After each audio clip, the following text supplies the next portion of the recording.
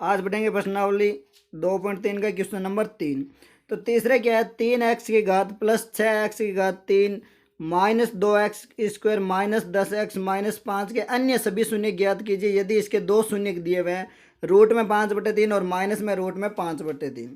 तो अब देखो मैंने क्या बताया था, जितनी x की सबसे बड़ी घात होगी उतने ही क्या होंगे, शून्य होंगे। यानी यहाँ पे x की घात कितनी है, x की घात 4 है। इसका मतलब यहाँ पे शून्य कितने होंगे, यहाँ पे शून्य होंगे 4। तो 4 में से 2 तो दिए हुए हैं और 2 अपन को निकालने हैं। ठीक है, अब देखो जब शून्य के निकालते थे तो क्या करते थे, शून्य के निकालते थे जैसे मान लो यहाँ आता था x माइनस में 5 और एक आ गया x प्लस में 2 बराबर 0, यही रखते थे। फिर इसको क्या करते थे, या तो x माइनस 5 बराबर 0 होगा या x प्लस 2 बराबर 0।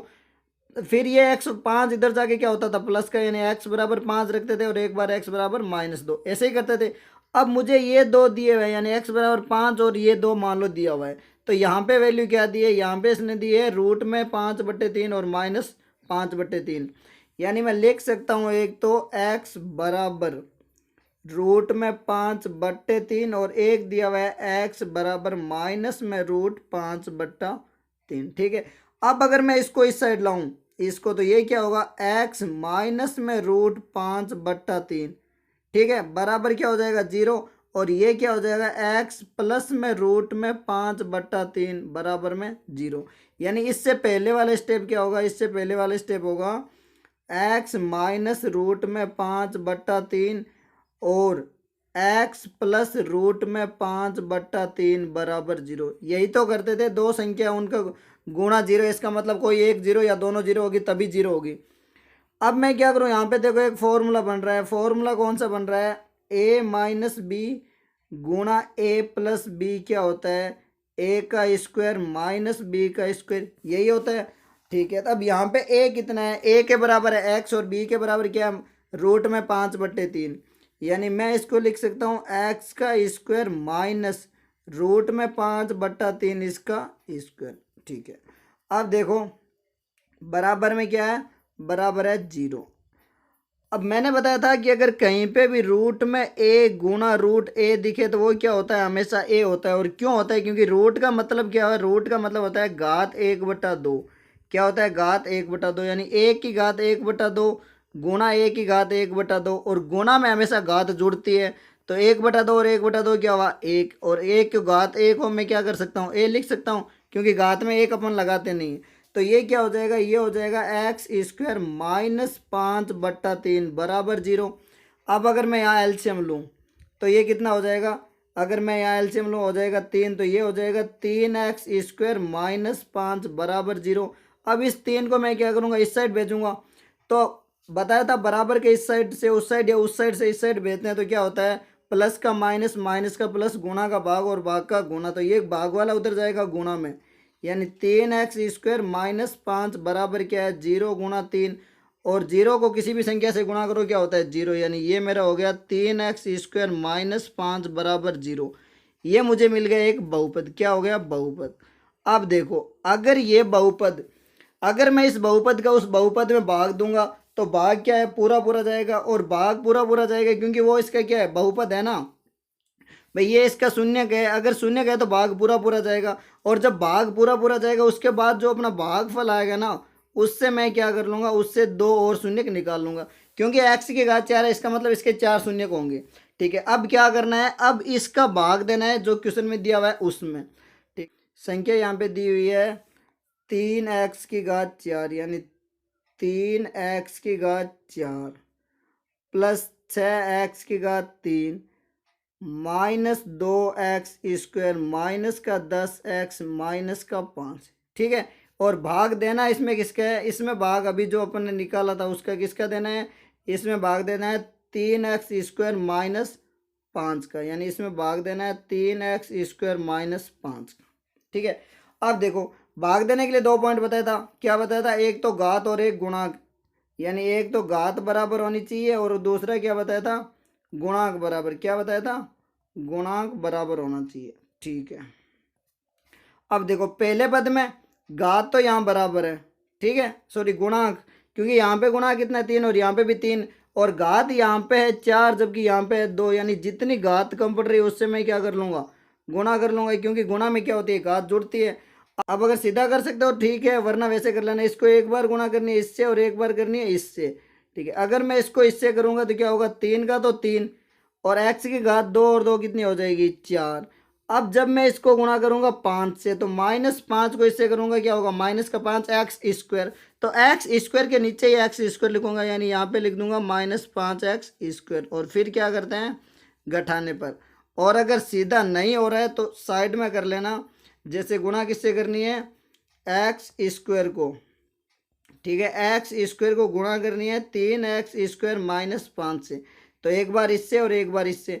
अब यहाँ पे गुणांक में क्या है, कुछ भी नहीं, इसका मतलब एक है। तो मैंने बताया था गुणांक की गुणांक से गुणा होती है, यानी 3 गुणा 1 क्या हुआ 3, और एक्स की घात 2 और 2 जुड़ के कितनी हो गई 4। अब ये चिन्ह माइनस का है तो 5 को 1 से गुणा करूंगा 5 और एक्स की घात 2, बस यही मैंने लिखा है। अब घटाने पर क्या होता है, चिन्ह चेंज। घटाने पर चिन्ह चेंज होंगे, तो प्लस का माइनस और माइनस का प्लस, यानी यहाँ पे माइनस है तो क्या होगा प्लस, और यहाँ पे प्लस है तो माइनस। अब देखो 3x की घात 4 में से 3x की घात 4 गए, क्या बचा 0। बाकी जो बचे हैं उनको यहाँ पे लिख लेता हूँ। चिन्ह सिर्फ नीचे वाले के चेंज करते हैं, इनके चेंज नहीं करने, इनके जैसे हैं वैसे ही। यानी यहाँ पे लिख लेता हूँ 6x की घात 3। अब माइनस के 2 और प्लस के 5, तो 5 में से 2 घटेंगे, क्या बचेंगे 3, यानी 3x स्क्वायर माइनस का 10x और माइनस का 5। अब फिर वही सबसे बड़ा पद यहाँ पे कितना है, यहाँ पे गुणांक है 6, जबकि यहाँ पे गुणांक है 3, यानी कितना कम पड़ रहा है मेरा, 3 को 6 बनाने के लिए क्या करना पड़ेगा मुझे, 2 से गुणा, यानी 1 तो लिख दूंगा प्लस में 2, और x यहाँ पे 3 है और यहाँ पे 1 है, मतलब 1x कम पड़ रहा है, यानी x से गुणा कर लूंगा। ठीक है, जब मैं इसको गुणा करूंगा 2x को 3x स्क्वायर से गुणा करूंगा तो 2 गुणा 3 क्या होगा 6, और x की घात 2 और 1 कितनी हो जाएगी 3। अब मैं 2 को 5 से करूंगा तो 2 गुणा -5 क्या होगा -10, और x की घात 1 है तो क्या होगा x, यानी यहाँ पे -10x। बस ये ध्यान रखना कि सेम घात के नीचे सेम घात लिखनी है। और फिर क्या करते हैं घटाने पर, और घटाने पर क्या होता है चिन्ह चेंज, यानी माइनस का क्या होगा प्लस, और प्लस का क्या होगा माइनस। अब 6x स्क्वायर में से 6x सॉरी क्यूब है, 6x क्यूब में से 6x क्यूब क्या होगा 0, और पीछे जो बचा है मैं इसको यहाँ पे लिख लेता हूँ 3x स्क्वायर।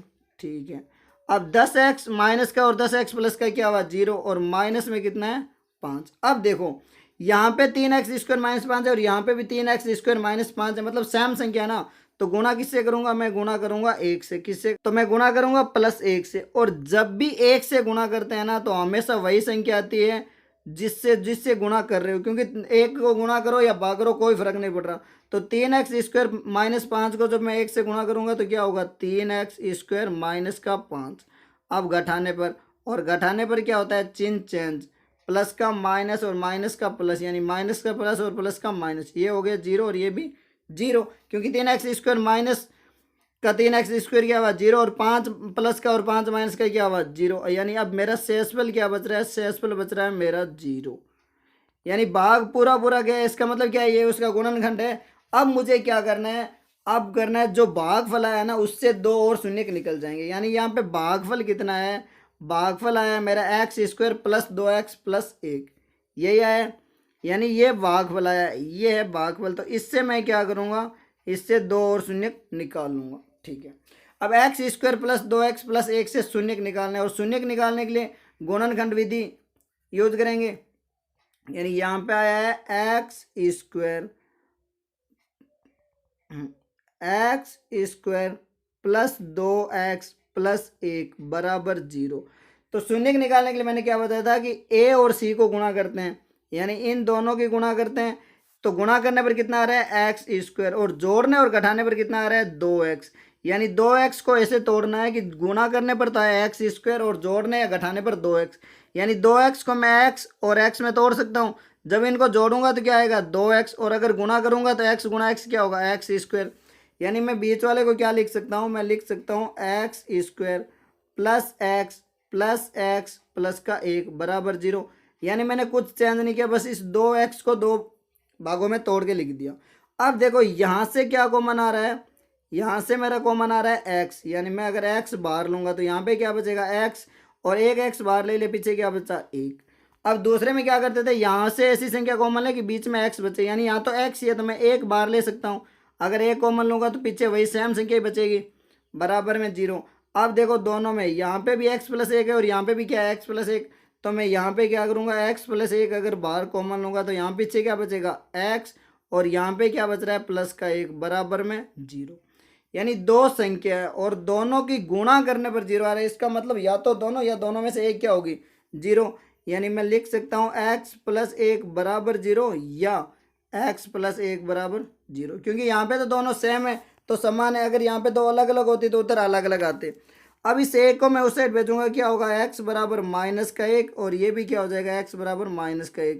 यानी दो शून्य दिए हुए थे और दो मेरे और आ गए, क्योंकि यहाँ पे घात 4 थी तो मैंने पहले ही बताया था कि जितनी घात होती है उतने शून्य को हो गए।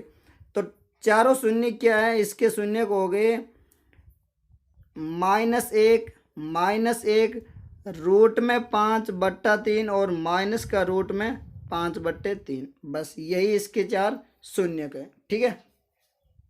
अब क्वेश्चन नंबर 4 क्या है, यदि x³ -3x² plus x plus 2 को एक बहुपद g(x) से भाग देने पर भागफल और शेषफल क्रमशः x -2 और -2x + 4 है तो g(x) ज्ञात कीजिए।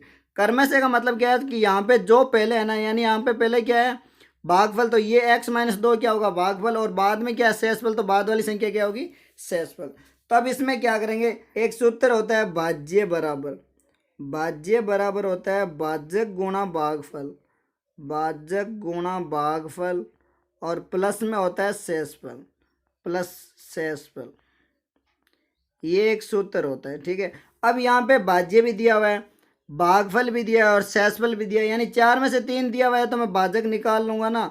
यानी इस सूत्र में क्या करना है, जो वैल्यू दे रखी है वो रखनी है और जो नहीं है वो निकल जाएगी। यानी भाज्य कितना दिया हुआ है, भाज्य मेरा दिया हुआ है x³ -3x² प्लस में x प्लस 2 बराबर, भाजक क्या है, भाजक की जगह दिया हुआ है g(x) गुणा भागफल क्या दिया है, भागफल है x -2 यानी x -2 और प्लस में शेषफल क्या है माइनस का 2x प्लस में 4, ये दिया हुआ है, ठीक है। अब मैं क्या करूँगा, पहले इस प्लस वाले को इस साइड ले आऊँगा, ठीक है। जब मैं प्लस वाले को इस साइड लाऊंगा तो ये क्या होगा, बराबर के इस साइड जाते हैं तो प्लस का माइनस और माइनस का प्लस होता है, यानी ये मैं लिख सकता हूँ x³ -3x² plus x plus में 2। अब ये है -2x इधर आएगा क्या होगा प्लस का 2x, और ये प्लस का 4 इधर आएगा क्या होगा -4, और बराबर में क्या है g(x) और गुणा में क्या है x -2, ठीक है। अब क्या जो जुड़ रहे हैं या घट रहे हैं उनको जोड़ घटा लेते हैं, बाद में क्या करेंगे इसका भाग दे लेंगे। यानी ये x³ तो x³ -3x²।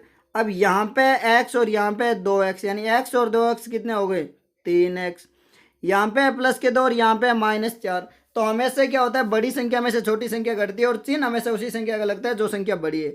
यानी 4 में से 2 घटाऊंगा क्या होगा 2, और बड़ी संख्या 4 है यानी चिन्ह क्या होगा माइनस का, तो क्या होगा 4 - 2 होता है -2 बराबर में g(x) और गुणा में क्या है गुणा में x -2।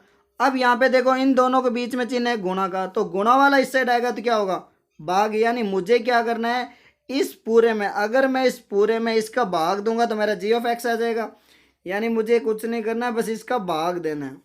तो भाग देने के लिए क्या करना है x -2 का भाग देना है, और भाग किस में देना है, भाग देना है x³ -3x² प्लस में 3x और माइनस का 2 इसमें, ठीक है। अब भाग देने के लिए वही सबसे पहले घात और गुणांक बराबर करना है। तो यहाँ पे इन दोनों के गुणांक तो बराबर है, घात कितनी है यहाँ पे 1 और यहाँ पे 3, यानी घात कितनी कम पड़ रही है, घात पड़ रही है 2 कम, और जितनी घात कम है उससे क्या करनी है गुणा। यानी अगर मैं गुणा करूँ x² को x -2 से, तो मैंने क्या बताया था एक बार इससे गुणा और एक बार इससे, यानी जितने अंदर है उन सबसे गुणा। जब मैं x² को x से गुणा करूँगा क्या होगा x³ और x² को -2 से करूँगा क्या होगा -2x²। अब जो घात है उसके नीचे वो घात लिख दो, यानी x³ के नीचे क्या लिख दूँ x³ और माइनस का 2x² कहाँ लिख दूँ यहाँ -2x², यही बताया था, ठीक है। अब क्या करता हूँ इसको हटा देता हूँ, यानी यहाँ पे मेरा क्या हो गया अब क्या करते हैं घटाने पर, और घटाने पर क्या होता है, घटाने पर बताया था चिन्ह चेंज, प्लस का माइनस और माइनस का प्लस, यानी माइनस है तो प्लस और प्लस है तो माइनस। अब देखो x cube minus x cube 0, minus का 3x और प्लस का 2x क्या होगा, माइनस का एक्स स्क्वायर प्लस का 3x और माइनस का कितना है 2। ठीक है, अब फिर वही घात और गुणाक बराबर करेंगे। यहाँ पे कितना है गुणाक 1 और यहाँ पे -1, ये बात ध्यान रखना। तो मैं गुणा करूँगा -1 से, और यहाँ पे x और यहाँ पे एक्स स्क्वायर यानी एक x कम पड़ रहा है, तो मैं क्या कर लूँगा सीधा x लिख दूंगा, क्योंकि गुणा में कभी भी x के गुणाक में 1 नहीं लगाते, तो मैं क्या करूँ -x से गुणा। जब -x को x से गुणा करूँगा क्या होगा माइनस का एक्स स्क्वायर। जब -x को -2 से करूँगा गुणा, तो -x गुणा माइनस, यानी माइनस गुणा माइनस क्या होगा प्लस, और x क्या होगा 2x यानी प्लस का 2x। अब वही घटाने पर, और घटाने पर क्या होता है चिन्ह चेंज, तो प्लस है तो माइनस और माइनस है तो प्लस, यानी माइनस का प्लस और प्लस का क्या हुआ माइनस। अब x square minus x square क्या हुआ 0, प्लस का 3 और माइनस का 2x कितना होगा, 3 में से 2 गया क्या बचा x और माइनस का 2। अब देखो यहाँ पे x -2 और यहाँ पे भी क्या है x -2, यानी दोनों समान है, तो मैं गुणा किससे कर लूँगा +1 से गुणा, क्योंकि 1 से गुणा करने पर सेम संख्या आती है। जब एक को इससे गुणा करूँगा तो क्या होगा x -2। फिर घटाने पर क्या होता है चिन्ह चेंज, प्लस है तो माइनस और माइनस है तो प्लस, यानी ये होगा प्लस और ये माइनस, x -x 0, 2 - 2 0, यानी सेसफल क्या आ गया मेरा 0। अब निकालना क्या था g ऑफ x यानी भाजक, और यही मेरा क्या है g ऑफ x क्या होगा, ये होगा g ऑफ x। यानी इसमें अगर मैं एक्स स्क्वायर -x प्लस 1 का भाग दूंगा तो क्या होगा, ये उत्तर आएंगे भागफल और शेषफल, तो यही है g ऑफ x। ठीक है।